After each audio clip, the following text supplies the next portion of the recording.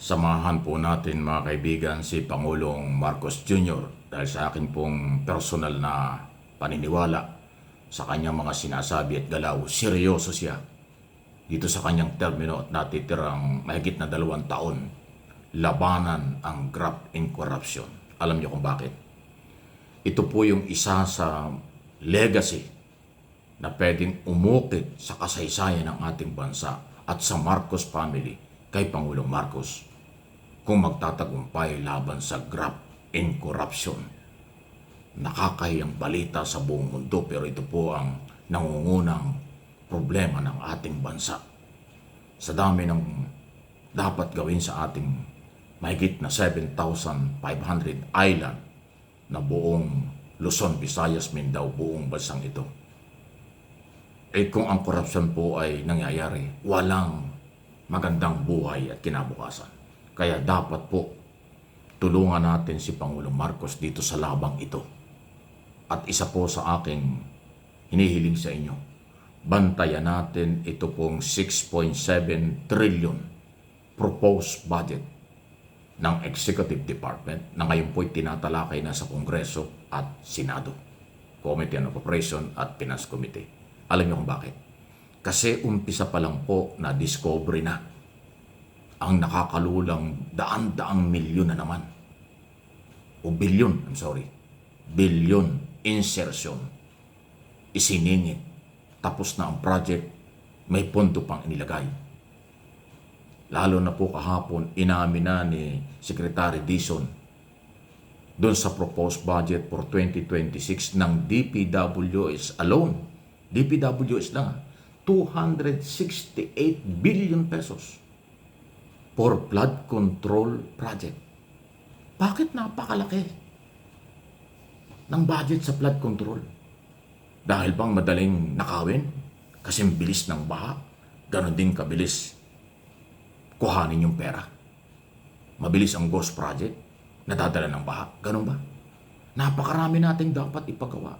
Mga skyway, national highway, mga build, kung ano-ano po, na trabaho ng DPWS. Bakit doon sa proposed budget na ginawa ng nakaraang Secretary under Bunoan, ganong kalaki? Anong meron? Abay, bahala na kayo. Alam niya kung meron, anong meron. Kung ating pagbabasihan ay 2025 budget, ayun na nga, sabi ng Pangulong Marcos, ghost project sa flood control. Di ba? Maraming kalokohan, nakawan. Tapos, sa halip na bawasan, ingatan ang budget, nag-propose na naman ng ganong kalaki. So, gusto nilang ituloy ang racket. Tuloy nila ang korupsyon. Ngayon, hindi na pumayag si Pangulo. Pina-review ni Pangulong Marcos kay Secretary Pangandaman at Secretary Vince Dizon. Sabi ni Dizon kahapon, doon sa budget hearing, hindi siya papayag. Aayusin talaga niya ito. Kaya lang napakaigsi ng panahon ang binigay. Parang 2 linggo lang o wala pang 2 linggo. Ang ibinibigay para i-overhaul, reviewin lahat yung buong proposed budget ng Department of Public Works. Just imagine, controversial lang nga ito, siningitan pa. Ganon silang kagarapal. Ngayon ang tanong, ito ang tanong,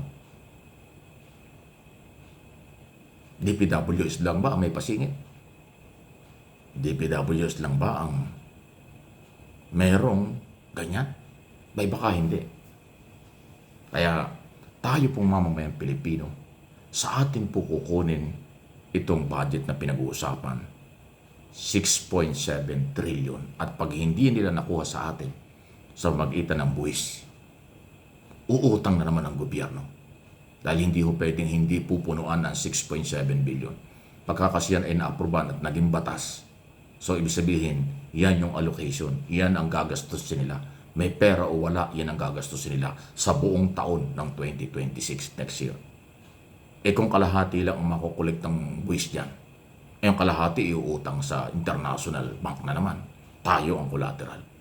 So, patong-patong ang utang. Kung hindi natin babantayan yan, ibubulsa nila ang malaking pera. Ay ako naniniwala, hindi lang ho Department of Public Works and Highway ang mayroong korupsyon. Maraming departamento ang mayroong korupsyon. sa ating pamahalaan. So kaya kailangan po, tulungan natin si Pangulong Marcos. Hindi niya kayang mag-isa ito.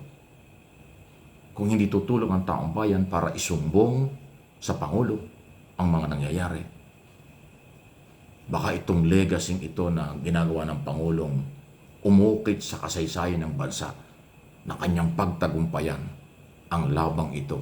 Maganda po ito at magtatagumpay ito kung susuportahan natin.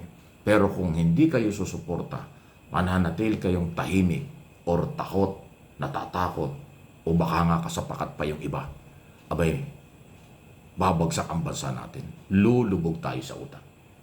Sa ngayon po, base sa record sa National Treasury, mahigit ng 17 trillion ang ating utang. Kaya ultimong papanganak pa lang may utang na. Hindi naman kasalanan niya ni Pangulong Marcos. Utang yan mula pa nung araw. Wala pa ng Cory, Ramos, Erap, Gloria, Aquino, Duterte, nagpatong-patong na. At ngayon, umabot na ng 17. Baka umabot pa yan ng mas malaki bago dumating ang 2028. Kasi nga, kung kulang ang koleksyon, mangungutang tayo. Hindi pwedeng hindi mangungutang. Alam niya na mga ekonomista at mga CPA kung ano ang ibig sabihin. Hindi pwede ang walang panggastos ang gobyerno. Mangungutang para punuan ang proposed budget kasi nasa batas yun. Ganong kasakit. Kaya pag nanahimik tayo, nanahimik kayo, hindi natin tinulungan si Pangulong Marcos, hindi siya magtatagumpay. Sinong kawawa? Ang mahihirap. Hindi naman si Pangulong Marcos lang. Yung mga mayaman dito sa ating bansa. Kahit anong mangyari, buhay na sila. Ang mahirap lalong maghihirap. Pag nanahimik tayo at hindi tinulungan, ang tulong natin magbantay, sabihin ang totoo. Huwag matakot, huwag sumali sa korupsyon. Isumbong nyo ang inyong mga opisyal, isumbong nyo ang inyong mga opisina, isumbong nyo mga kamag-anak nyo kung kinakailangan, kung sangkot sa katiwalian. Ang pera ay material na bagay lang. Hindi yan madadala sa hukay. Kailangan gamitin sa tama ng pantay-pantay. Hindi galing sa masama. Yan po ang aking paniniwala. Yung independent commission hindi pa ako nagsisimula, inaaral na mabuti kung ano ang hanggang saan ang kailang kapangyarihan. Hintay natin. Sa pag-iimbestiga ng independent commission, Office of the President, yan po yung inaasahan nating kayang magpakulong ng kahit sino.